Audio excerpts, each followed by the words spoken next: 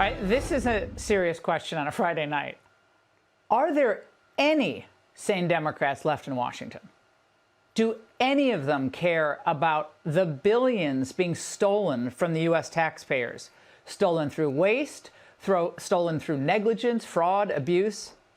Now, presumably, their constituents, I don't care what party registration they have, are not happy that their hard-earned money is being flushed down the toilet.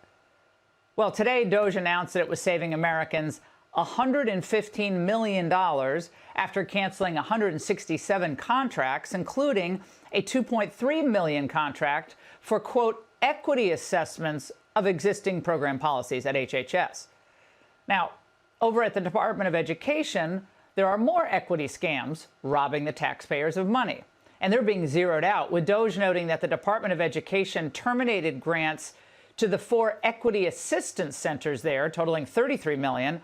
And this is my favorite. It included a workshop titled Identifying and Disrupting Your Whiteness by, quote, addressing power and privilege toward anti-racist spaces. Now, remember, Biden's team, they love the word equity. They could make it mean anything they wanted, right? And they were obsessed with race and anti-racism fraudsters, basically making them rich. And those people cashed in huge post-George Floyd. Of course, these efforts did nothing to help Black America, but it did make the hucksters rich and briefly famous.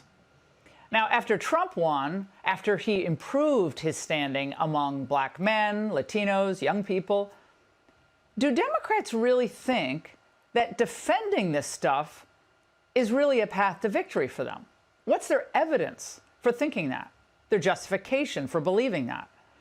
The management of your money, already identified by DOGE, is staggeringly bad. It's indefensible. And it's only, I fear, the tip of the iceberg. We learned a little bit more just a few hours ago. We'll get to it. Now, Trump's new EPA administrator has only been on the job for, less than 3 weeks, but he's already found waste in the billions. Roughly $20 billion of your tax dollars were parked at an outside financial institution by the Biden EPA. This pot of $20 billion was awarded to just 8 entities. The days of irresponsibly shoveling boatloads of cash to far-left activist groups in the name of environmental justice and climate equity are over. Again, equity. Every time you hear that, watch your wallet. Now, when we're $36 trillion in debt, is that right now? When we spend more than $1 trillion a year just on our interest payments on that debt, how do Democrats justify any of this spending? Well, to answer this, they don't really even try, but what they do is they attack the messenger. We're not just going to fight this. We're going to fight this with everything we got. Yeah. Let's make sure that unelected felon Musk, because you can't spell felon without Elon, understand that the criminality that they think they're getting away with, they will not get away with. Get your musty hands off of our money, or put a mouse down, you mustard moo. Still trying to understand the moo Musk. Still trying to get that. So how is that? How's that possibly the future for the Democrat Party? Has the entire party been captured by left-wing reactionaries like we just heard? I'd like to ask the Federal Reserve Chairman that question after he was confronted by them this week. When Musk comes knocking at the Fed's door, are you going to let him in? I don't have anything for you on that. Would you like to tell us today that you won't let DOGE into the Federal Reserve or have access to the systems and the data? So I don't have any, we've had no contact, and I don't really have, I have nothing for you to report today on that. Well, you know what happened at Treasury, and you know what happened over at the CFPB, and the people of this country are being violated because all of our privacy is being taken up by Elon Musk and Trump, and we don't know what all they have on us. Okay, he's thinking to himself, I'd rather have permanent inflation blamed on me and a root canal rather than sitting across from that woman. Anything. Again, why don't the Democrats care about the waste? I'm going to keep asking this. They don't have a good answer. Could there be the argument that you might be missing the will of the voters who support DOGE and might be too hung up on the process? The American people are alarmed about the possibility that Elon Musk and his far-right extreme minions have access to their personal and financial information.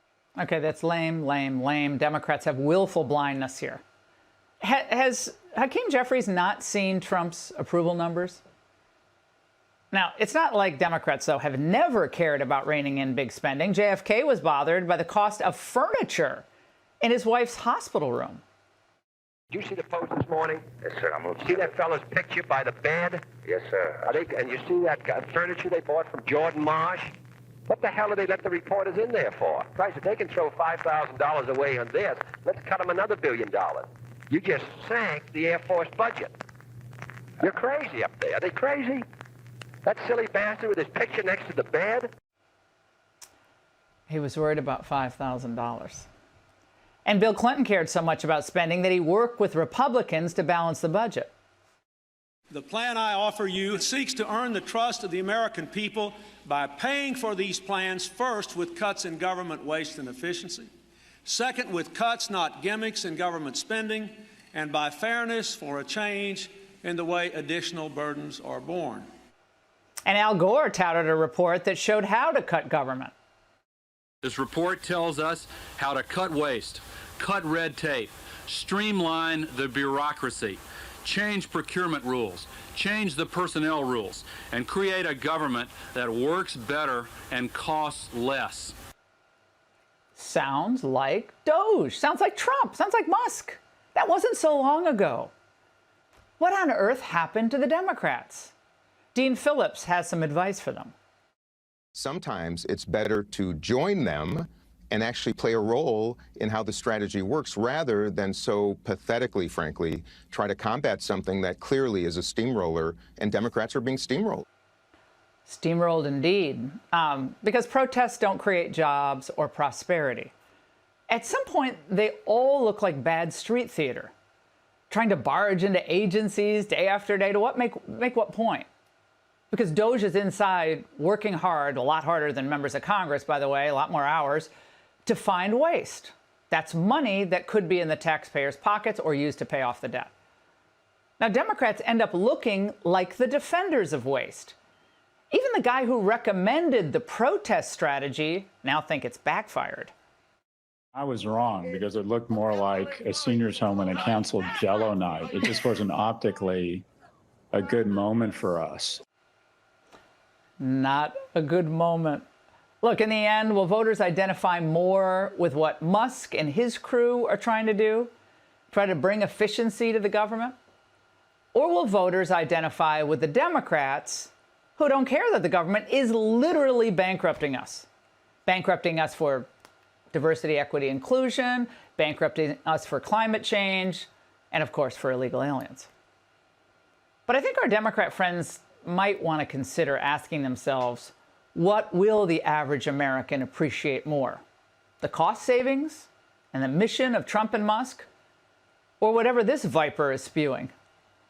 It's important that attorneys general representing our respective states stand up and enforce the rule of law, because Elon Musk, individuals at the Treasury, and the President of these United States is not above the law.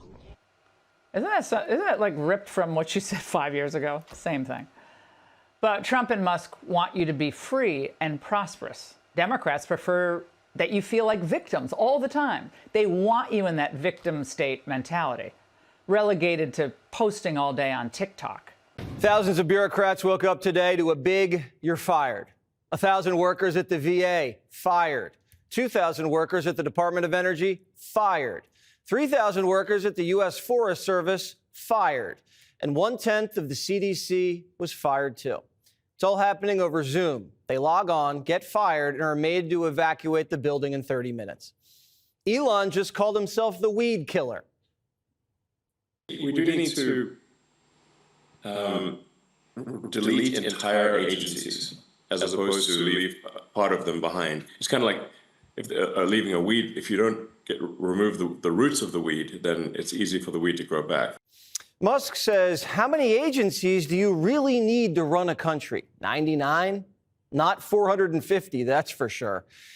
Musk is a corporate turnaround artist, and the government's his new pet project. The world's richest man's been sleeping on a couch and sometimes the floor of the Eisenhower building. Just yesterday, Elon and Big Balls gutted $115 million of fat federal contracts, and they've gotten the libertarians turned on. The United States should not be the sugar daddy for the entire world. $15 million was awarded to Taliban-controlled Afghanistan to distribute oral contraceptives and condoms. USAID spent $32,000 in Peru to create a comic featuring a trans hero to address social and mental health issues. What does that have to do with diplomacy? I guess the U.S. is now the travel agent for the entire world since they spent $50 million on Tunisia's tourism. USAID gave $87.9 million to help Afghans farm, and incidentally, farm poppy, the plant from which opium is extracted. As of 2021, Afghanistan supplied 90% of the world's heroin. I thought the saying in the U.S. was just say no to drugs. How about we just say no to wasteful foreign aid? We helped the Taliban grow heroin and then left them $7 billion of Black Hawk helicopters, Humvees, and RPGs. Some of the newer money we're sending doesn't make any sense. If you think that the program under Operation Enduring Sentinel entitled Women's Scholarship Endowment, which receives $60 million annually, or the Young Women Lead, which gets about $5 million annually, is going to women who, by the way, if you read the Inspector General's report, is telling you that the Taliban does not allow women to speak in public. Yet somehow you're believing, and American people are supposed to believe, that this money is going for the betterment of the women in Afghanistan. It is not. You are funding terrorism, and it's coming through USAID. Why is Biden sending millions of dollars to women in Afghanistan to go to college when the Taliban doesn't let women go to college? It's like sending condoms to the Vatican. What's the point? We're sending all of that money, and we have nothing to show for it. USAID spent $840 million in the last 20 years on Pakistan's education-related program. It includes $136 million to build 120 schools, of which there is zero evidence that any of them were built. Why would there be any evidence? The Inspector General can't get in to see them. But you know what? We doubled down and spent $20 million from USAID to create educational television programs for children unable to attend the physical school. Yeah, they can't attend it because it doesn't exist. You paid for it. Somebody else got the money. You are paying for terrorism. We sent $136 million to Pakistan to build schools, and they never built any. And we kept sending them money. This money is either being stolen, it's a bribe, or subcontractors getting a huge kickback. And we're still pouring money into Pakistan after they hid bin Laden for a decade. Why? Pakistan shouldn't get another penny. The government spent almost $3 trillion on improper payments over the course of the last decade. $3 trillion. And it skyrocketed under Biden. Look at that. DOGE said housing and urban development misplaced $2 billion. Just lost track of it. Thank goodness Big Balls found it. It was squirreled away in some random account that HUD forgot about. How do you tell your boss that? Mr. Secretary, you know that $2 billion? Can't seem to find it. Now everyone wants in on DOGE. Billionaire Airbnb co-founder Joe Gebbia is volunteering at DOGE to help cut the fat faster. And he's not a right-wing budget hawk. He's a Hillary and Biden donor. Trump and DOGE are inspiring every American leader to set their standards sky high. In a leaked phone call, J.P. Morgan's CEO Jamie Dimon can be heard laying down the gauntlet to all of his bankers. A lot of you were on the Zoom, and you were doing the following, okay? You know, looking at your mail, sending texts to each other about what an ass the other person is. okay, not paying attention, not reading your stuff, you know, and if you don't think that slows down efficiency, creativity, creates rudeness and stuff, it does, okay? You don't do that in my meetings.